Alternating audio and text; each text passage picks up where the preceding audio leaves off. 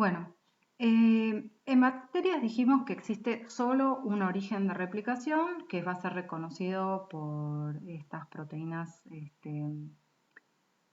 iniciadoras, y una vez que esas proteínas iniciadoras reconocen ese sitio, permiten, digamos, la unión de las helicasas y se replica bidireccionalmente esa única molécula de DNA. Ahora, esto, digamos, las células eucariotas no tienen solo una molécula de DNA, sino que tienen más cromosomas, ¿no? Entonces, ¿cómo se van a asegurar las células eucariotas que el DNA es replicado una sola vez?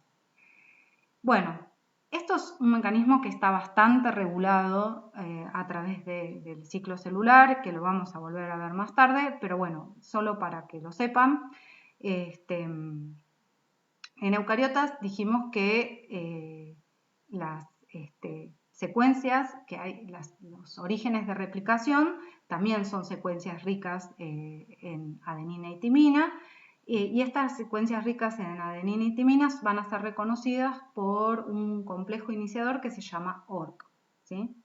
Y la unión de este ORC va a facilitar la unión de otras proteínas que van a intervenir en la replicación. Entonces, volvamos a la pregunta, ¿cómo se asegura la célula eucariota que el DNA se replica una sola vez y no más de una sola vez? Porque eso también sería un problema. Solo se pueden, en la fase S, cuando se replica el DNA, solo se pueden usar los ORI en los cuales se haya formado un complejo prereplicativo, ¿sí?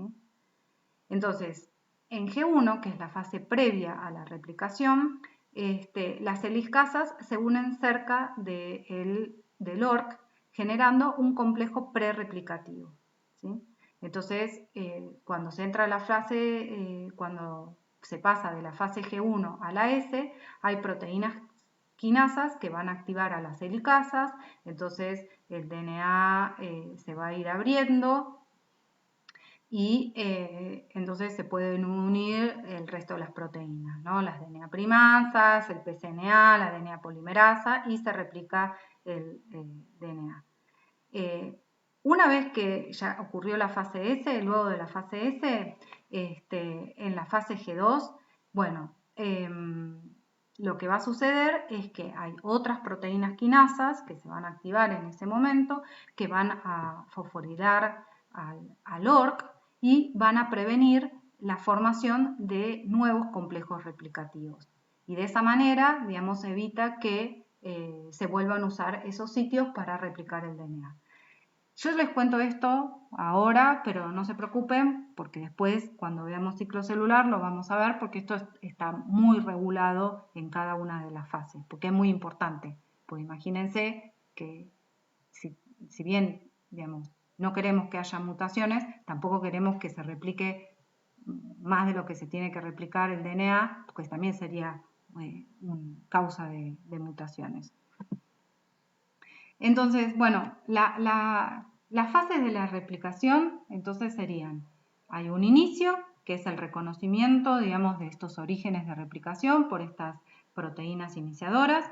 Luego viene una fase de elongación, en donde, digamos, una vez que las helicasas abren, formando la horquilla de replicación, se unen el resto de las enzimas que permiten la elongación de esa nueva hebra de DNA, y luego la terminación, ¿no? En donde se finaliza la replicación. Digamos, con la hebra, digamos, la hebra nueva continua no hay problema, ¿no? Cuando se llega al extremo, ya está, se terminó la polimerización. Ahora,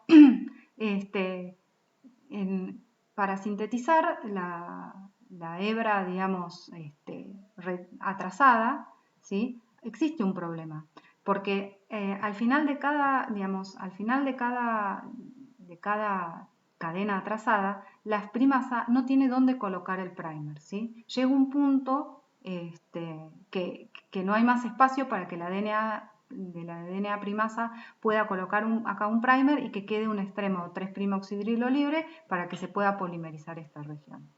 Entonces llegaría un momento, llegaría un punto en donde por ahí estas regiones, que por ahí pueden ser regiones codificantes o reguladoras, serían eliminadas por, digamos, porque no se pueden replicar. Entonces, digamos, para esto, digamos, existe un mecanismo de protección que tienen los eucariotas, que es que en los extremos de sus cromosomas tienen unas secuencias que se llaman telómeros, ¿sí? Que contienen secuencias repetidas en tándem. Y estas secuencias repetidas en tándem se encuentran tanto en protozoos como en hongos, plantas y mamíferos, ¿sí? Y en humanos, esas secuencias repetitivas es la secuencia GGTTA y se repite miles de veces en cada telómero, ¿sí? O sea, los telómeros, como se acuerdan, son los extremos de los cromosomas y están formadas por estas secuencias repetidas de GGTTA. Entonces, los telómeros son estructuras nucleoproteicas que están especializadas, que van a formar los extremos de los cromosomas. Y en realidad son regiones de DNA altamente repetitivas, ¿no? Y la función más importante, digamos, de los telómeros también es brindar estabilidad estructural a los cromosomas, tanto durante la división celular y también durante el tiempo de vida de las células. Los telómeros o esas secuencias repetitivas son reconocidas por unas enzimas, o en realidad los telómeros son reconocidas por unas enzimas que se llaman telomerasas, que son unas ribonucleoproteínas, transcriptasas inversas, que van a sintetizar ADN a partir de un molde de RNA. Como ellas mismas son ribonucleoproteínas, tienen en su estructura un templado, digamos, de RNA. Entonces, van a reconocer un extremo, digamos, el extremo 3' protruyente de la hebra parental, ¿sí? Y como ellos en su estructura tienen un primer de RNA, pueden sintetizar, pueden agregar nucleótidos en este extremo de DNA parental, ¿sí? Nucleótidos que son complementarios a esta secuencia, ¿sí? Entonces, de esa manera son las que van a generar estas secuencias repetitivas, ¿sí? Largas que se encuentran en los extremos de los cromosomas, ¿sí? Son las telomerasas. Entonces, estas secuencias de las telomerasas lo que van a reconocer, reconocen secuencias repetidas de GGGTTA en tándem, ¿sí? O sea, estas en las hebras parentales, ¿sí? Del DNA. Las reconocen, se unen y a partir de ahí pueden polimerizar secuencias repetidas de DNA a partir de un RNA primer que ellas mismas tienen en su estructura. Y entonces esto lo que permite es alargar la secuencia de DNA parental. ¿Para qué? Para que se pueda otra vez generar un primer o una secuencia, se pueda polimerizar, ¿sí? Para que se pueda generar una secuencia de DNA y no se pierda, digamos, la información que está en los extremos del cromosoma.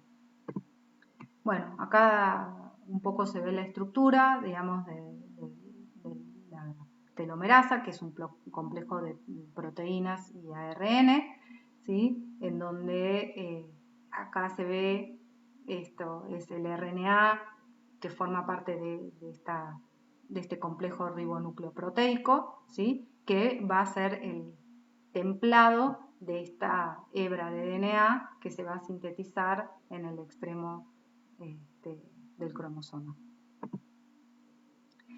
Y, digamos, los telómeros son importantes también para proteger a los cromosomas, sobre todo porque a veces los cromosomas sufren como cortes y rápidamente esos cortes, si ocurren en el interior del cromosoma, son reconocidos por enzimas y son sellados porque, digamos, tener los extremos abiertos, eso digamos, es muy peligroso para la célula porque puede ser reconocido por cualquier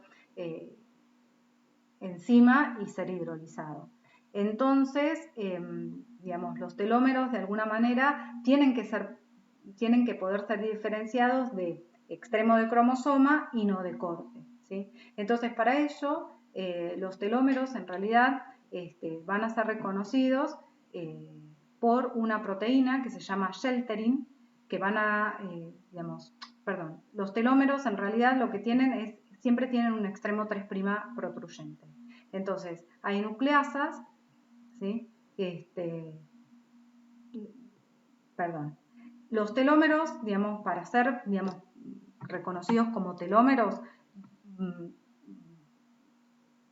van a tener que primero ser reconocidos por una nucleasa que va a dejar va a degradar el extremo 5', va dejando un extremo 3' protruyente.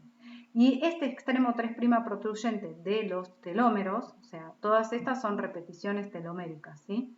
Este extremo 3' que se encuentra en el final de los cromosomas, o sea, en la región telomérica, va a ser reconocida por estas proteínas shelterin, ¿sí? Que se van a unir ahí y van a proteger a estos telómeros. Y esas proteínas shelterin de alguna manera van a identificar a esas secuencias como secuencias teloméricas y no como secuencias que tienen que ser reparadas. Porque imagínense que también si la célula no pudiera diferenciar entre un final de cromosoma y un cromosoma que se partió al medio, por ahí uniría cromosomas con cromosomas y eso también generaría seguramente muchas mutaciones.